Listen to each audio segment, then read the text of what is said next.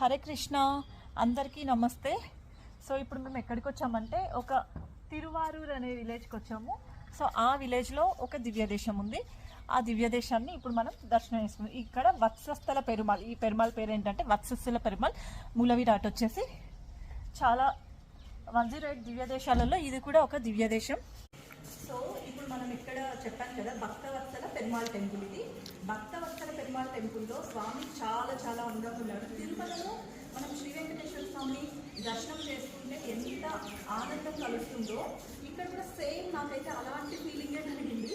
ఆజానుబాపుడు ఒక 12 అడుగుల ఎత్తు, తర్వాత ఇటువైపు అటువైపు కూడా దేవేరులు శ్రీదేవి భూదేవితో కలిసి చాలా అంటే చాలా అద్భుతంగా చాలా అందంగా ఉన్నారు. మీకు తిరుమలలో దర్శనం చేసుకున్న ఫీలింగ్ వస్తుంది. ఈ దివ్య దేశాన్ని మాత్రం మీరు ఎప్పుడైనా సరే జీవితంలో ఒక్కసారైనా దర్శనం చేసుకోవాలి. సో అంత బాగున్నారనమాట. Thank you.